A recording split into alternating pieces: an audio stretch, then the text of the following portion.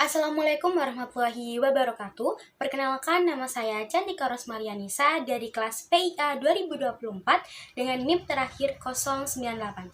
Di sini saya akan menjelaskan satu produk IPA yang sangat berpengaruh dalam dunia sains. Jadi teman-teman, pernahkah kalian bertanya-tanya, mengapa sih kita itu memiliki warna rambut, bentuk wajah, ataupun ciri fisik lainnya yang mirip dengan orang tua kita? Jawabannya ada dalam hukum Mendel yang menjadi dasar dalam ilmu genetika modern dan menjelaskan bagaimana sifat makhluk hidup itu diwariskan melalui pola tertentu. Hukum Mendel adalah prinsip dasar dalam pewarisan sifat yang ditemukan oleh George Mendel. Nah, hukum ini tuh terbagi menjadi dua. Yang pertama itu ada hukum Mendel 1 atau biasanya disebut dengan hukum segregasi yang menyatakan bahwa setiap individu memiliki dua alel untuk setiap sifat dan alel-alel tersebut akan misah secara bebas saat pembentukan gamet. Sedangkan hukum Mendel 2 atau biasanya disebut dengan hukum asortasi bebas menyatakan bahwa alel-alel untuk sifat yang berbeda akan memisah dan bergabung secara acak saat pembentukan gamet. Jadi, George Mendel ini menemukan hukum ini antara tahun 1856 sampai 1863 pada zaman modern. Nah, melalui eksperimen pada tanaman kacang erkis, Mendel memilih kacang erkis karena memiliki ciri khas yang mudah diamati, seperti warna bunga, bentuk biji, dan tinggi tanaman. Nah, dari eksperimen ini, ia menemukan pola pewarisan sifat yang dapat dihitung dan diprediksi seperti rasio 3:1 dalam eksperimen monohibrid dan 9:3:1 dalam eksperimen dihibrid. Meskipun hasil penelitiannya itu dipublikasikan pada tahun 1865, temuannya ini kurang mendapat perhatian hingga akhirnya ditemukan kembali pada 1900 oleh Hugo de Vries, Karl Correns, dan Erich von Techtmark.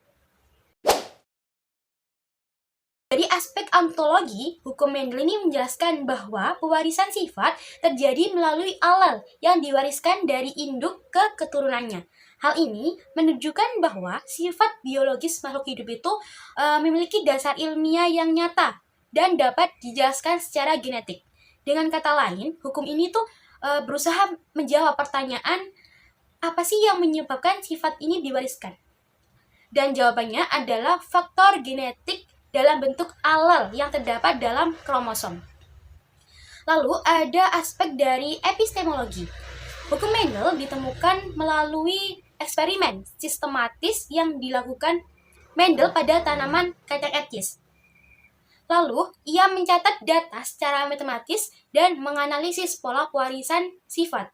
Lalu ia menarik kesimpulan berdasarkan hasil pengamatannya. Nah, pendekatan ini membuktikan bahwa hukum Mendel ini bukan hanya sekedar hipotesis, tetapi hasil dari metode ilmiah yang dapat diuji ulang oleh ilmuwan lain. Lalu, ada aspek lain dari aksiologi. Hukum Mendel memiliki manfaat sangat besar dalam berbagai bidang, seperti bidang pertanian, digunakan dalam pemuliaan tanaman unggul seperti persilangan padi yang tahan hama. Lalu ada bidang kedokteran yang membantu memahami penyakit genetik seperti hemofilia dan albino. Lalu di bidang bioteknologi menjadi dasar dalam rekayasa genetik seperti pembuatan organisme transgenik. Dalam pembelajaran IPA sendiri, hukum Mendel ini dapat diajarkan melalui metode eksperimen dan simulasi untuk membantu siswa memahami konsep pewarisan sifat secara konkret. Nah, beberapa contohnya adalah yang pertama, seperti eksperimen persilangan tanaman bunga. Nah, siswa ini dapat melakukan percobaan persilangan pada tanaman bunga, misalnya bunga mawar, dengan warna yang berbeda-beda. Nah, dari hasil persilangan ini, siswa itu dapat mengamati rasio warna bunga yang muncul di generasi berikutnya, sesuai dengan prinsip pewarisan sifat Mendel. Yang kedua, ada analisis sidik jari genetik. Jadi siswa itu dapat mempelajari bagaimana variasi genetik mempengaruhi pola sidik jari dengan membandingkan sidik jari mereka dengan teman sekelas. Siswa itu dapat memahami bahwa Setiap individu itu memiliki kombinasi sifat genetik yang unik, meskipun ada kemiripan dengan keluarga. Lalu yang ketiga, ada simulasi persilangan dengan diagram Panet. Siswa dapat menggunakan diagram Panet untuk memprediksi kemungkinan pewarisan sifat dari orang tua ke anak. Misalnya, mereka bisa menghitung peluang anak yang memiliki mata coklat dan biru berdasarkan kombinasi alel dari orang tua. Jawabannya tentu iya ya.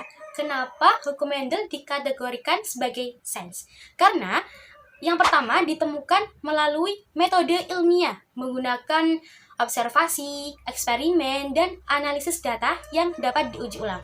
Yang kedua itu bersifat universal, sehingga berlaku untuk semua makhluk hidup yang berkembang biak secara seksual. Dan yang ketiga, dapat diprediksi dan diterapkan dalam berbagai bidang, seperti genetika, bioteknologi, dan kedokteran. Jadi, hukum Mendel ini ditemukan menggunakan metode ilmiah yang merupakan gabungan dari metode induktif dan deduktif.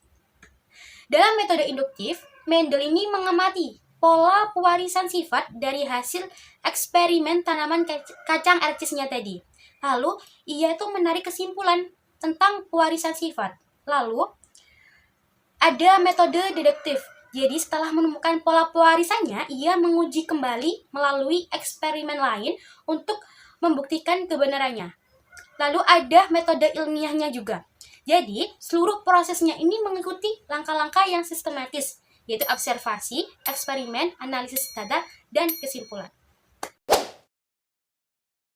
Jadi teman-teman, dari penjelasannya tadi, kita bisa melihat bagaimana hukum Mendel ini tidak hanya membantu kita memahami genetika, tetapi juga memiliki dampak besar dalam bidang pertanian, kedokteran, dan bioteknologi. Tanpa penemuan ini, mungkin kita itu tidak bisa memiliki pemahaman yang jelas tentang bagaimana sifat diwariskan.